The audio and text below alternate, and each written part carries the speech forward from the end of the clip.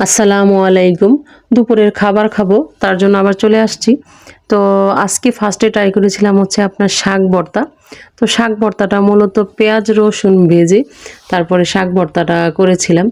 মিহিম করে একদম বেটে করেছিলাম। তো শাক ভর্তাটা কিন্তু অনেক মজা ছিল, কারণ গরম ভাতের সাথে মেখে খেতে কিন্তু অনেক ভালো লাগছিল। তো আর সাথে ছিল হচ্ছে আপনার বোম্বাই মরিচ। তো বোম্বাই মরিচ দিয়ে খেতে কিন্তু শাক আরও বেশি ভালো লাগে। তো এরপরে নিয়েছিলাম হচ্ছে আপনার পেঁয়াজ পাতা। তো পেঁয়াজ পাতাটা চেপা শুটকি দিয়ে ভুনা ভুনা করেছিলাম। তো এটা রেসিপিটা আমার পেজে দিব, যাদের ইচ্ছা হবে বা যদি রেসিপি দেখতে চান অবশ্যই পেজে গিয়ে দেখে আসবেন। তো এরপরে ট্রাই করেছিলাম হচ্ছে আপনার মাছ ভুনা। তো মাছটা আজকে একদম শুকনো শুকনো করে ভুনা করেছিলাম। তো মূলত এই মাছটা ছিল হচ্ছে কাতলা মাছ।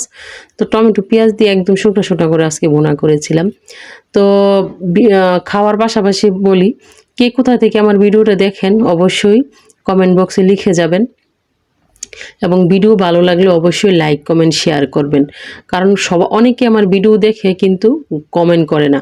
তো কমেন্টটা করলে আমি আমার পরবর্তী ভিডিওটা বানাতে উৎসাহ বোধ করি বা ভালো লাগে যে আমার ভিডিও অনেকে পছন্দ করে। আর যদি আমার ভিডিওতে কোনো ভুলও হয় সেটাও আপনি বলে দিবেন আপনারা, তাহলে আমি আমার ভুলটা শুধরাতে চেষ্টা করব। তো এরপরে লাস্ট প্লেটে নিয়েছিলাম হচ্ছে আপনার একটা টকটা মূলত আলু টমেটো দিয়ে একটু ঝোল ঝোল করে টক রান্না করেছিলাম। সাথে আবার এক্সট্রা তেঁতুল টকও দিয়েছিলাম। তো এটাও মাছ দিয়ে খেয়ে নিয়েছিলাম, অনেক মজা ছিল। কারণ শীতের দিনে টমেটোর টক কিন্তু একটু খেতে বেশি ভালো লাগে।